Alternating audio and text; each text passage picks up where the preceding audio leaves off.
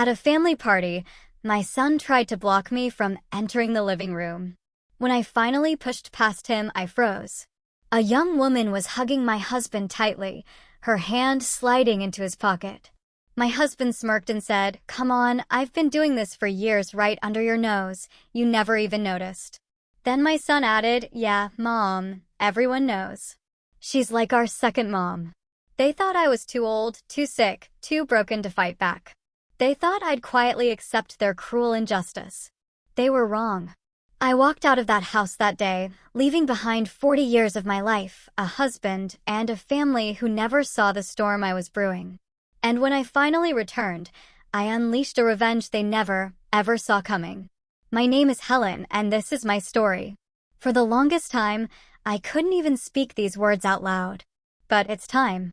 It's about a 40-year marriage, a family I built from the ground up, and how it all came crashing down in the most unbelievable way. George and we'd been married for 40 years. Can you believe it? 40 years. That's a lifetime, right? We raised 2 wonderful kids, Brenda and Carl, and we were blessed with 2 granddaughters, Joyce and Carol. We had the house, the picket fence, the whole American dream. Or so I thought. After George retired from his management job and I left my part-time work at the library, our lives were supposed to slow down. Settle into that comfortable, golden years rhythm you see in those glossy magazines. But life, let me tell you, is no magazine. For the last decade or so, I'd been battling severe rheumatoid arthritis. Some days were better than others. On good days, I could manage my garden, go to my book club, even cook George's favorite pot roast. But on bad days, just holding a coffee mug felt like gripping a handful of broken glass. The pain was a constant, unwelcome guest in our home, and it had slowly, quietly changed the landscape of our marriage. The physical intimacy we once shared had become a casualty of the disease. It was a quiet sadness between us, something we both knew but rarely spoke of. I thought we had an understanding, a partnership that went deeper than that. I thought he, of all people, understood my struggle. George, he was still healthy, thank God. Vibrant. Full of energy. He played tennis twice a week, had his standing Friday night poker game, and was always busy with some project in the garage. And I was happy for him. Truly. I never wanted my condition to hold him back. But lately, a new kind of distance had crept in. It wasn't just the separate hobbies. It was something in his eyes. He seemed restless. Impatient. The signs were small at first, easy to dismiss.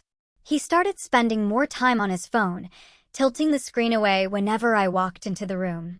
His poker nights started ending later and later. Sometimes he'd come home smelling faintly of a perfume that wasn't mine. When I'd ask, he'd just wave a hand dismissively. "Oh, that's just Sharon. You know how she hugs everyone." And I'd let it go. What else could I do? To question him felt like admitting that the very foundation of our 40-year marriage was cracking. It was easier to pretend I didn't notice. One Tuesday afternoon, I was getting ready for my weekly book club meeting. It was my one real social outlet, a little island of normalcy in my sea of chronic pain. I was really looking forward to discussing the latest novel. Just as I was grabbing my keys, my phone buzzed. It was Margaret, the host. "Helen, I'm so sorry," she said, her voice raspy. "My grandson came down with a terrible flu.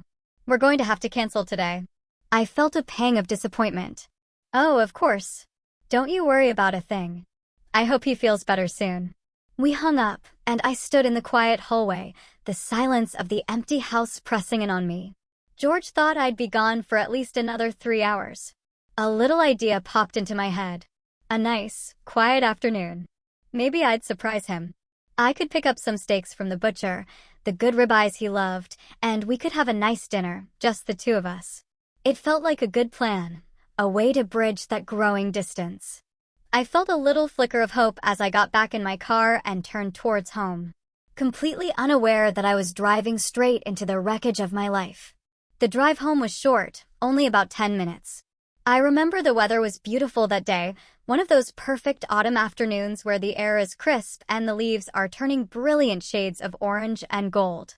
I pulled into our driveway and noticed an unfamiliar car parked down the street. It was a sporty little red convertible, the kind of car a young person would drive. I didn't think much of it. We had new neighbors a few houses down.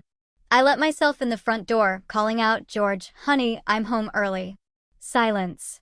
That was the first thing that felt wrong. Usually, the television would be on in the living room, tuned to some sports channel. But the house was still. The only sound was the low hum of the refrigerator. "George." I called again, a little louder this time.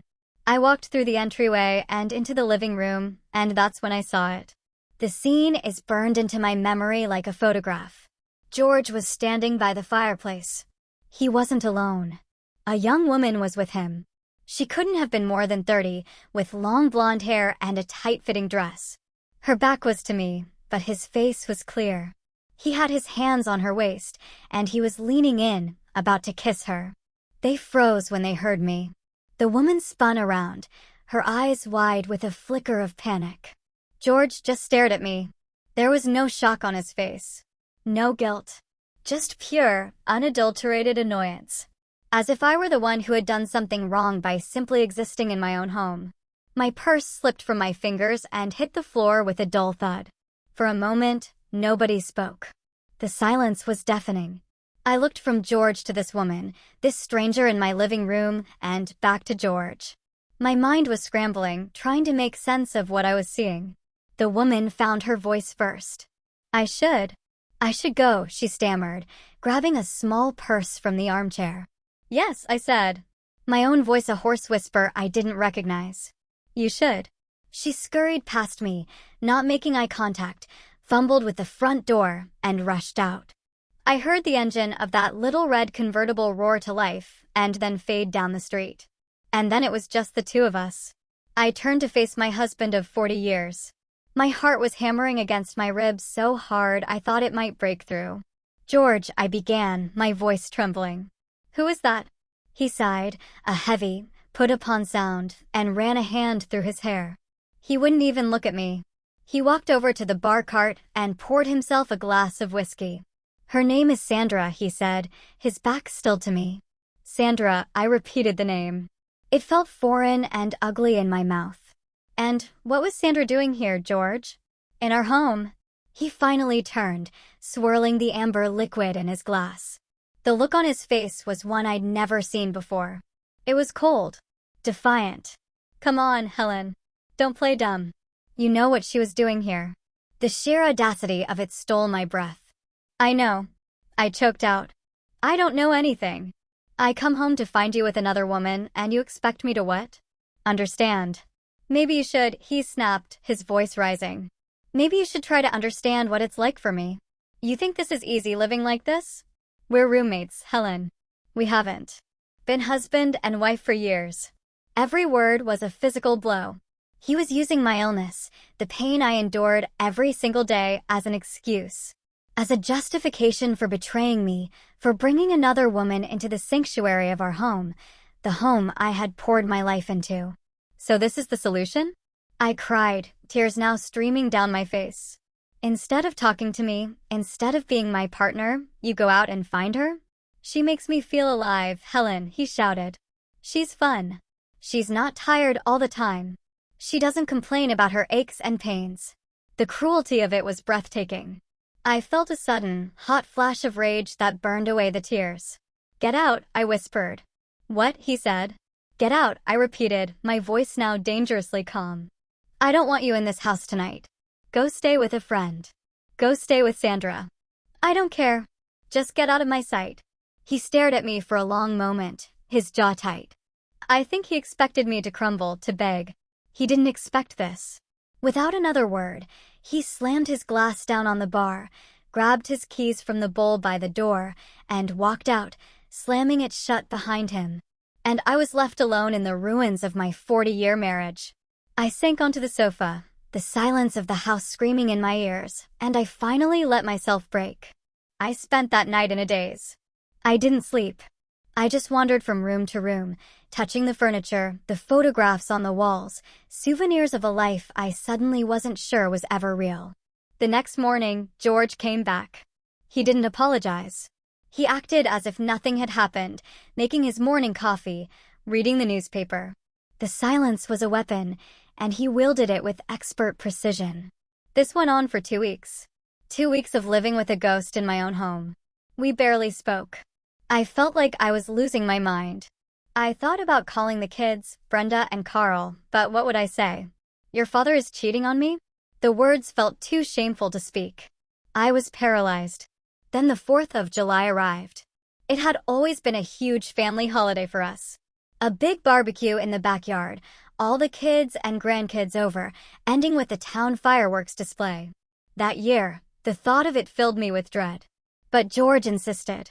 We have to keep up appearances, Helen, he'd said. The one time he'd addressed the situation directly. The family started arriving around noon. Brenda and her husband Frank, with my granddaughters Joyce and Carol. Then Carl and his wife Janice. I put on a brave face, forcing a smile, hugging my grandkids. But I could feel a strange tension in the air. Everyone seemed to be walking on eggshells around me. After we ate, while I was clearing the table, Brenda came up to me and put a hand on my arm. Mom, she said, her voice serious. We need to talk. All of us. In the living room, a cold knot of fear formed in my stomach. I followed her into the living room where everyone was gathered. George was sitting in his favorite armchair, looking somber. The kids were arranged on the sofas. It felt staged. It felt like an ambush. I sat down, my hands trembling in my lap. Brenda took a deep breath. Mom, she began, choosing her words carefully. Dad told us what's been going on. I stared at her, stunned into silence. He told them. He had framed the narrative, told his version of the story before I even had a chance to speak. He told us about Sandra, she continued, and about your issues. The fact that you two, well, that you can't be a wife to him in that way anymore. The room started to spin. My issues. They were calling my chronic, debilitating pain my issues. I looked at George, but he wouldn't meet my eyes. I looked at my son Carl. He was staring at the floor. So, what is this? I managed to say. An intervention? Are you all here to tell me I'm not doing enough for your father? No, Mom. Of course not, Brenda said quickly, though her tone was condescending. We're just saying you have to be realistic. Dad has needs, and if you can't meet them, isn't it better that he finds a discreet way to take care of them instead of, getting a divorce and destroying the family? I couldn't believe what I was hearing. I looked around the room, searching for an ally, for just one person who saw the insanity of this. So, you all agree with this? You think it's okay for your father to have an affair? Brenda sighed. We're not saying it's okay, Mom. We're just saying it's a practical solution. It doesn't have to affect anyone. He gets what he needs, and the family stays together. It's better for everyone. I turned to my son. Carl, you agree with this? He finally looked up, his face unreadable. It'll help Dad, Mom, he said quietly. He's been miserable. I looked at my daughter-in-law, Janice. She looked deeply uncomfortable. As long as he's discreet, she mumbled, wringing her hands. My last hope was my granddaughters, Joyce and Carol, my sweet girls. They were teenagers, part of a different generation. Maybe they would see it. What about you girls? I asked, my voice pleading.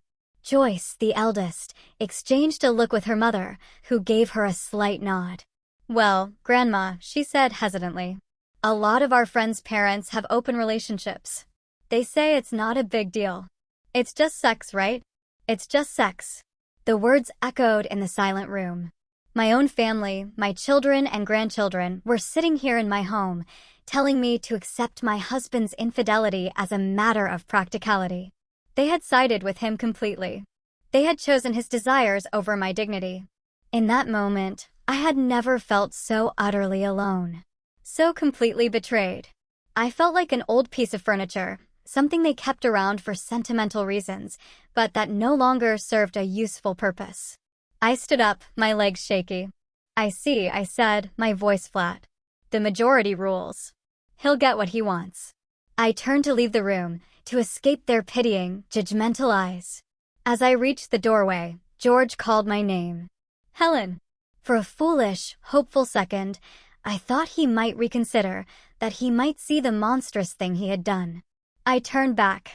He looked at me, his face serious. Can I tell Sandra you were just joking about calling the police? It really scared her. The last bit of my heart shattered. I didn't answer. I just walked out of the room, out the back door, and into the yard. A few minutes later, I heard cheering from the living room. I glanced through the window and saw them. My family. They were hugging George, slapping him on the back. They were celebrating their victory, celebrating the successful negotiation of my surrender. And through the window, I could see my husband, my partner of 40 years, already pulling out his phone, a smile spreading across his face as he called his mistress to tell her the good news. After that day, the 4th of July, a new and terrible kind of normal settled over our house. It was the quiet, polite hell of a marriage that was dead but hadn't yet been buried. The affair was no longer a secret to be hidden, but a fact to be managed. George made no effort to be discreet. I knew that every Tuesday and Thursday afternoon, while I was at my physical therapy appointments, Sandra would come over. I knew because I could smell her perfume lingering in the air when I got home. I started finding long blonde hairs on the sofa cushions. Once I even found an earring, a cheap, glittery thing, tucked down the side of his armchair. I picked it up with 2 fingers, looked at it for a long moment, and then dropped it into the trash can. What was there to say? I had been outvoted. The family treated the situation with a chilling sense of normalcy.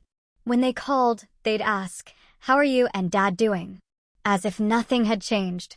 Brenda, in particular, seemed to think she had engineered a brilliant compromise. One afternoon, she stopped by with some groceries for me. As she was putting them away, she said in a bright, cheerful voice, "You know, Mom, I'm really proud of you." I stopped what I was doing and stared at her. "Proud of me for what?" "For being so understanding," she said, completely serious. "For putting Dad's happiness first. It shows how much you love him. Letting him do this. Letting him." The word hung in the air between us, as if I had given my permission, as if this was some generous gift I had bestowed upon him instead of a betrayal that was gutting me day by day. I felt a cold, hard knot form in my chest. "Brenda," I said, my voice low and steady. "This is the last time we will ever speak of this. Ever. Do you understand me?" She was taken aback by my tone, but she nodded. "Of course, Mom, I get it. It's hard to forget if people keep bringing it up." She had no idea. She thought my problem was a matter of forgetfulness, not a wound that was festering in the heart of our family. I began to withdraw, not just from George, but from everyone. I became an observer in my own life. I cooked. I cleaned. I went to my appointments. I built a wall around myself. Brick by painful brick. On the weekends, George was home. We'd have dinner together, talking about meaningless things, the weather, the news, what the grandkids were up to. He would try to be affectionate sometimes, a hand on my shoulder, a compliment on the meal. It was all a performance, a way for him to soothe his own conscience. I rarely reciprocated. The well of affection I once had for him had run dry. To cope, I started spending entire days away from the house, especially on Saturdays. I told George the first was joining a new water aerobics class for my arthritis or volunteering at the hospital. In reality, I would just drive. I'd drive for hours with no destination in mind. I'd find a quiet diner in a small town I'd never seen before and sit for hours with a cup of coffee, just watching people live their ordinary lives. I'd go to the movies and watch back-to-back films, losing myself in other people's stories because my own had become unbearable. These long absences didn't seem to bother George. In fact, he seemed to prefer it. It gave him an empty house, a free schedule. I knew what was happening while I was gone. The house was his, the bed was his, and Sandra was with him. The thought was a constant, dull ache. But a strange thing began to happen during those long, lonely drives. The pain slowly started to curdle into something else. Something colder. Sharper. It was resolve. I realized they all saw me as a weak, frail old woman who had no choice but to accept her fate. They thought my silence was surrender. They were wrong. My silence was me planning. My silence was me biding my time. My silence was me getting ready for war. The months crawled by. The vibrant colors of fall bled into the gray chill of winter. Our house, once filled with the warmth of a long, shared life, now felt like a cold, empty museum. George and I were polite strangers, coexisting in a space that no longer felt like a home. He continued his arrangement with Sandra, and I continued my weekend escapes, fortifying the walls around my heart. Then Thanksgiving arrived.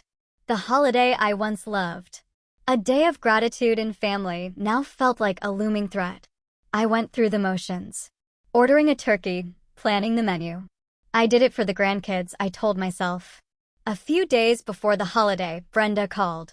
"Hey, Mom," she said, her voice overly bright. "Just confirming the plan for Thursday. We'll be over around 1. And hey, Dad had a great idea. He wants to invite a guest." I froze, the phone feeling cold against my ear. "A guest?" I asked, already knowing the answer. "Who?" There was a slight hesitation. "Well, it's Sandra," she said, trying to sound casual. "Dad says she doesn't have any family in town, and he didn't want her to be alone on Thanksgiving." I was speechless. The absolute mind-boggling nerve of it. To bring his mistress, the woman who was a wrecking ball to our marriage, to my table on a family holiday? It wasn't just an insult. It was a declaration. It was them saying that Sandra wasn't just a dirty little secret anymore. She was being promoted. She was becoming part of the family. "No," I said, my voice dangerously quiet. "Mom, don't be like that." Brenda started, her tone shifting to one of exasperation. "It's just one dinner. It's the Christian thing to do. I told you I would not be in the same room as that woman, Brenda," I said, my voice trembling with a rage I could barely contain. "I will not have her in my house, sitting at my table, eating the food I cooked. That is not happening." "This is Dad's house too, Mom," she shot back. "He has a right to invite whomever he wants. I expect you to behave. Behave. Like a naughty child being scolded." After I hung up, I walked into the living room where George was watching TV. "You invited her," I said. It wasn't a question. He didn't even turn to look at me. "It's just dinner, Helen. Grow up." That was it. That was the moment something inside me finally, irrevocably snapped. I didn't yell. I didn't cry. I just turned and walked away. On Thanksgiving morning, I woke up early. I didn't make a turkey. I didn't prepare any side dishes. I got dressed, went into the kitchen, and made myself a single piece of toast. As the family started to arrive, filling the house with their cheerful chatter, I walked to the garage, got in my car, and left. I drove to a Denny's on the highway. I sat in a booth by myself and ordered their Thanksgiving special: turkey, stuffing, mashed potatoes, all served on a plastic plate. I ate slowly, watching the families around me, laughing and talking. I wasn't sad. I was numb. After my meal, I went to a movie theater and watched 3 movies in a row. I didn't even care what they were about. I just needed to be somewhere else. I got home around 11 that night. The house was dark except for a single lamp in the living room. George was sitting there waiting for me. The remnants of the feast were still on the dining room table. "Where have you been?" he demanded, his voice sharp. "I went to Denny's for Thanksgiving dinner," I replied calmly, setting my purse down. "Then I saw a few movies." He stared at me, his face a mixture of anger and disbelief. "We had a beautiful meal right here, and you went to Denny's? Why would you do that?" I finally looked him straight in the eye. "It's not about the food, George," I said. My voice was cold as ice. "It's about the company. I told you I would not be in this house at the same time as her. That didn't just mean when she's here for a Tuesday afternoon visit. It meant any time. And you knew that. Yet you did it anyway." He stood up, his face red with anger. "I can't believe a woman your age can't be civil to a guest I invited into our home." "She is not a guest," I said. "She is the woman you are cheating on me with." I picked up the newspaper from the coffee table, opened it, and held it up between us, a flimsy wall that signified the end of the conversation and the end of everything else. The winter after that disastrous Thanksgiving was long and bleak, both outside and inside our home. The politeness between George and me wore thin, replaced by a brittle silence. We were 2 ships passing in the night, living in the same space, but in entirely different worlds. He had his life, which I now knew included not just Tuesday and Thursday afternoons, but dinner dates and outings with Sandra. My life consisted of my appointments, my lonely drives, and my secret planning. My lawyer, a sharp woman named Ms. Albright, had been very clear. Helen, she'd said, we need to be meticulous. We document everything. We move slowly and quietly. So I did. I started gathering financial statements, deeds, and investment portfolio reports. George had always handled the finances, but I was a quick study. I spent hours at the library learning about asset division and divorce law. The quiet librarian was becoming a financial strategist. Spring arrived, and with it, Mother's Day. For years, we had a family tradition. The kids would take me out for a fancy brunch at a beautiful French restaurant downtown.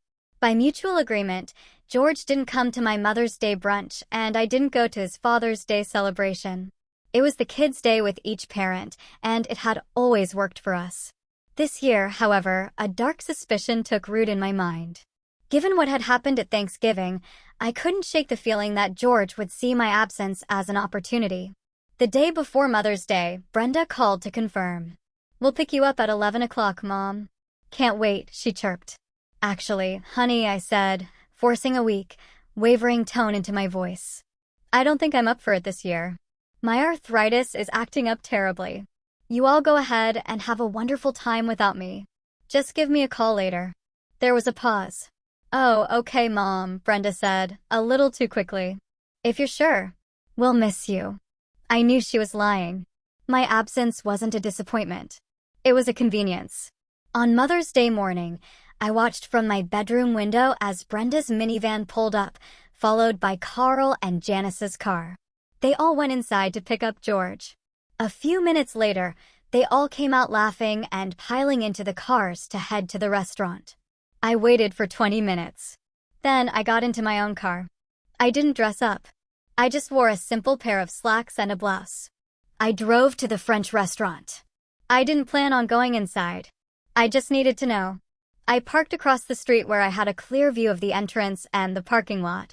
I watched as my family arrived. I saw my son Carl open the door for my daughter Brenda. I saw my husband George laughing, looking happier than I had seen him in years. And then another car pulled into the lot, a sporty little red convertible. My breath caught in my throat. Sandra got out of the car. She was wearing a pretty floral dress. She walked over to my family, and my daughter Brenda gave her a hug, a warm, welcoming hug. My son-in-law Frank smiled and nodded at her. My husband George put his arm around her waist and kissed her on the cheek. And then altogether, my entire family, with my husband's mistress in tow, walked into the restaurant to celebrate Mother's Day without me. I sat in my car, my hands gripping the steering wheel so tightly my knuckles were white. The pain in my joints was nothing compared to the pain in my heart. But this pain was different. It wasn't the gut-wrenching grief I felt when I first discovered the affair. It wasn't the humiliated despair I felt during the family intervention. It was a cold, clarifying rage. This was the final betrayal. This was them, all of them, erasing me. They hadn't just replaced me in my husband's bed, they were replacing me at the family table. Any lingering shred of doubt, any thought that maybe this could be fixed, that my family could be saved, vanished in that moment. It was over. All of it. I didn't cry. I simply put the car in drive and drove away. I didn't go to a diner or a movie. I went straight home, walked into my office, and called Ms. Albright. It's time, I said when she answered. We're moving forward with the final plan. The year that followed that Mother's Day was the strangest of my life. On the surface, I was the picture of quiet resignation. I became even more accommodating, more docile. I stopped my weekend drives. I started asking George about his day, feigning interest in his tennis matches and poker games. I played the part of the beautiful, if distant, wife. They all bought it. They saw my change in behavior as final acceptance, the last stage of my surrender. My daughter Brenda even commented on it during a phone call. It's so good to hear you sounding like your old self again, Mom, she'd said. They had no idea that my old self was gone forever, replaced by a woman they didn't know at all. My compliance was a smokescreen. Behind it, I was working with a methodical, silent fury. My life became a series of secret appointments and covert operations. Every other week, I would tell George the first was going to a new water aerobics class for my arthritis. Instead, I would drive to Ms. Albright's office downtown. We spent hours poring over 40 years of financial records. George had been clever. Many of our most valuable assets, our investment portfolios, and retirement accounts were structured in a way that gave him primary control. "He's counting on you not knowing how to touch this," Ms. Albright said, tapping a thick file. "He's underestimating you." "We'll use that." We began the painstaking process of untangling our financial lives. On Ms. Albright's advice, I opened a new bank account in my name at a different bank. We started drafting the legal paperwork to liquidate certain joint assets, documents that would require George's signature. I would slip them into a stack of ordinary household bills and tax forms. "Just some routine paperwork from our financial advisor, honey," I'd say casually. He'd scrawl his signature without a second glance, too absorbed in the golf tournament on TV to care. Each signature was a small victory, another brick in the foundation of my new life. During this time, I also did something for myself. I reconnected with an old friend. His name was Arthur. We had worked together years ago before I retired from the library. He was the head librarian, a kind, gentle man with a quick wit and a deep love for literature. His wife had passed away from cancer a few years before, and I knew he had been lonely. I found his number and called him on a whim, at first, just to hear a friendly voice. We started meeting for coffee. It was innocent. We talked about books, about our old colleagues, about our children. For the first time in years, I felt seen. I wasn't a sick wife or a problem to be managed. I was just Helen. Arthur listened. When I finally found the courage to tell him what was happening in my marriage, he didn't offer platitudes or judgment. He just listened, his eyes full of a deep, compassionate sadness. He held my hand across the table, his touch gentle, and said, "You deserve so much better." Our friendship deepened. He became my confidant, my one source of sanity in a world gone mad. He was the only one who knew about my plan. He didn't question it. He supported it. He saw my strength when everyone else saw only my weakness. As the months passed, my plan took its final shape. I had a new bank account with a substantial sum of money in it. I had a lawyer who was ready to file the divorce papers at a moment's notice. And I had a friend in Arthur who offered me not a romance, but something far more valuable. A vision of a future where I was not alone. A future where I was respected. I circled the date on my calendar, the 4th of July. Exactly. 1 year since my family had sat me down and sentenced me to a life of humiliation. This year, it wouldn't be their day of celebration. It would be my Independence Day. The morning of the 4th of July dawned bright and clear. The air was already thick with the smell of cut grass and the distant pop of early firecrackers. Our backyard slowly filled with the same cast of characters as the year before. Brenda and Frank, Carl and Janice, the grandkids. The grill was fired up, burgers and hot dogs sizzling. The conversation was light, full of laughter. It was a perfect picture of a happy American family. A perfect lie. I played my part flawlessly. I mingled. I smiled. I complimented Brenda on her potato salad. But this year, I made sure to overdo it. I would wince every time I stood up. I'd rub my hands as if they were in agony. I let out a little sigh of exhaustion every now and then. I was planting the seeds for my final performance. Around dusk, as everyone started packing coolers and grabbing lawn chairs for the trip to the park for the fireworks, I found George in the kitchen. "Honey," I said, putting a hand on his arm, my voice laced with manufactured weariness. "I don't think I can make it to the fireworks this year. My joints are just screaming. I think I just need to lie down and get to bed early." He looked at me with a flicker of what I could have sworn was genuine concern. That was the hardest part of all this. Knowing that somewhere, buried deep beneath the selfishness and betrayal, was the man I had once loved, a man who could still feel a shred of care for me. It made what I was about to do even harder, but no less necessary. "Are you sure, Helen?" he asked. "You missed them last year, too." "I'm sure," I said, giving him a weak smile. "I'm just getting old, I guess. You all go have a great time for me." He patted my hand. "Okay, if you're sure, get some rest." As soon as he left the room, I watched him walk straight over to Brenda. A whispered conversation. A quick nod. I knew exactly what was happening. My absence wasn't a problem. It was an invitation. They were making a space for Sandra. The fresh betrayal, even though I expected it, still stung. One by one, they came to say goodbye, expressing their disappointment that I wasn't coming. I hugged my granddaughters, Joyce and Carol, a little longer than usual. "Be good, my sweet girls," I whispered, my heart aching. This was the one true loss, the one collateral damage of my war that I knew would leave a permanent scar. I stood at the front door and waved as they piled into Brenda's minivan, their laughter floating back to me on the warm evening air. They didn't even look back. The moment the taillights disappeared around the corner, I moved. There was no time for hesitation. My bag, a single suitcase, was already packed and hidden in the back of my closet. I walked through the house one last time. I didn't feel sad. I felt nothing but a quiet, resolute calm. In the bedroom, I took off my wedding ring, the simple gold band I had worn for 40 years. I placed it gently on George's pillow. Next to it, I placed a small, nondescript flash drive. I grabbed my purse and my suitcase, walked out to the garage, and got into my car. I didn't look at the house in the rearview mirror. I was already looking forward. A few blocks away, parked on a quiet side street, Arthur was waiting for me in his car. I pulled up behind him, got out, and moved my suitcase into his trunk. I left my own car there, parked legally on the street. They would find it eventually. I slid into the passenger seat of his car, and he reached over and took my hand. "Ready?" he asked, his voice soft. "I'm ready," I said. And together, we drove towards the airport, towards the rest of my life.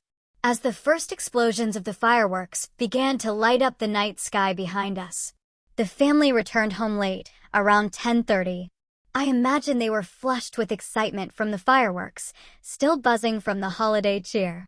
George probably unlocked the door, expecting to find the house dark and me asleep in bed. It was Carl who found it. I learned this later from Janice. George had asked him to check on me, to make sure I was okay. Carl walked into the master bedroom. He didn't find me. He found an empty, perfectly made bed. And on his father's pillow, gleaming under the soft light of the bedside lamp, were two small objects, my wedding ring and a black flash drive. A sense of unease must have rippled through them. This wasn't right. This wasn't part of the plan. They all gathered in the living room. A confused and anxious huddle. Frank, being the most tech-savvy, took the flash drive and plugged it into his laptop. A single video file appeared on the screen. He double-clicked it. The screen was black for a moment, and then my face appeared. I was in a room they didn't recognize, sitting in a comfortable chair. I looked calm. I looked directly into the camera, as if I was looking into each one of their eyes. "Hello everyone," I began, my voice clear and steady. "If I've timed this right, you're watching this a little after 10 p.m. Just back from the fireworks show, I imagine." I saw them in my mind's eye glance reflexively at the clock. "At this very moment," I continued, "I am on a plane flying far beyond the borders of the United States. And in case you're wondering, I won't be coming back." The sound of George's strangled cry of no was something I could only imagine, but I knew it was there. "You betrayed me," the woman on the screen, the new me, said, her voice unwavering. "Each and every one of you. George, my husband of 40 years, a man for whom I built a home, raised a family, and stood by through everything. You threw me aside like a piece of trash for a woman half my age, and when I dared to object, you turned my own children against me. I thought 40 years of loyalty, dedication, and faithfulness would mean something to you. I deserved better than this. Your desires, and let's be honest, they were wants, not needs, should never have taken precedence over my dignity." I let the words hang in the air for a moment before turning my attention to my children. "Brenda, your betrayal hurt just as much as your father's. You were always Mommy's girl. We did everything together.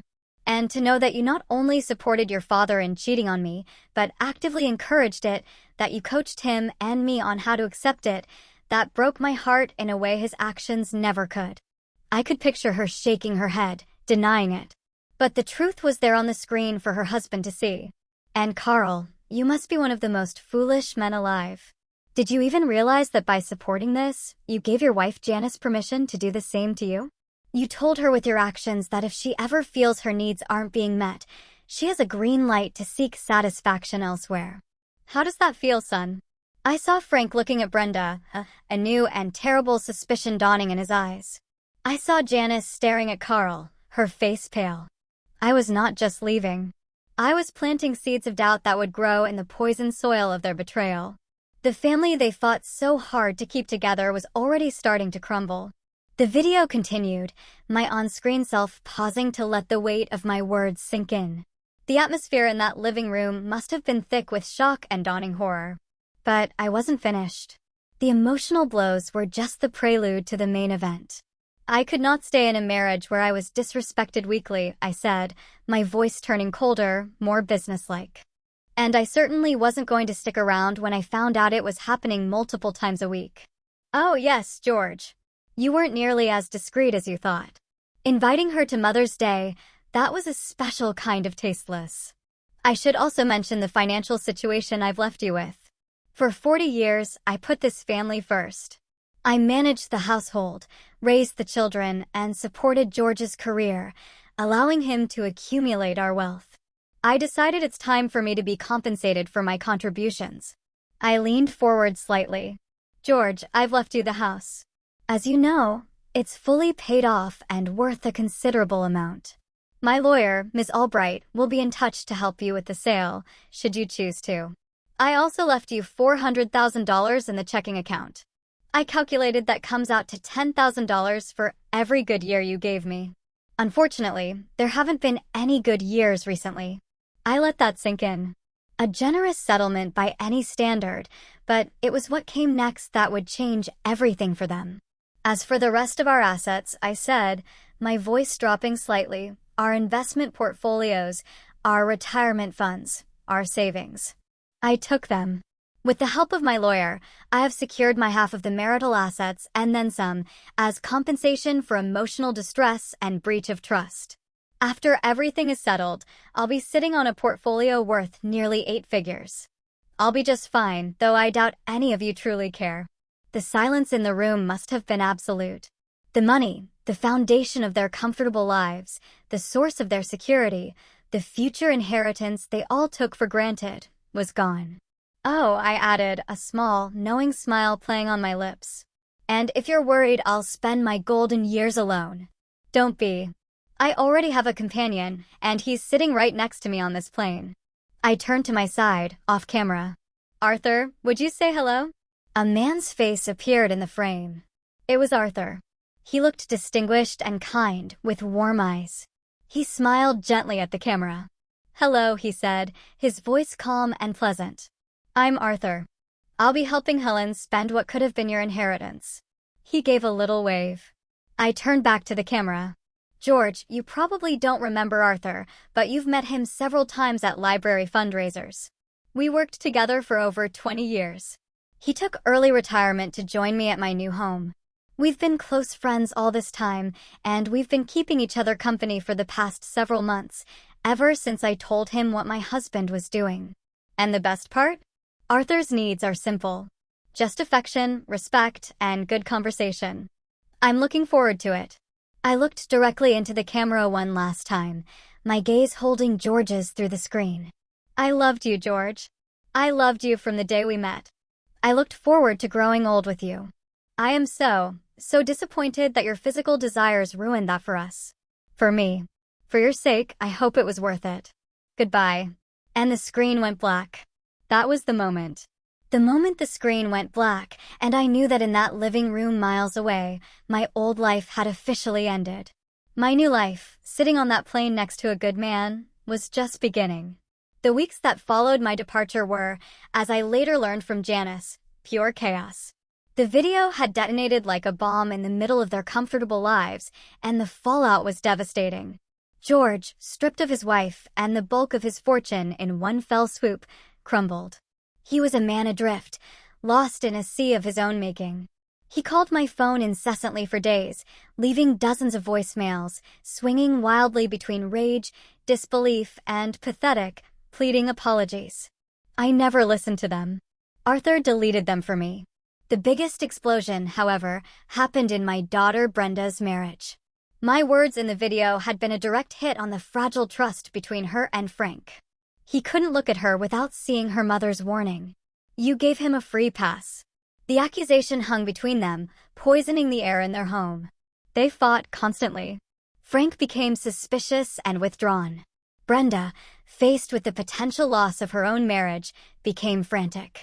The practical solution she had so confidently prescribed for my marriage suddenly didn't seem so practical anymore. Carl and Janice were quieter, but the damage was there, too. Janice, who had always been the most hesitant of the group, withdrew from the family. She was pregnant with their first child, my first grandchild, and she wanted no part of the toxicity.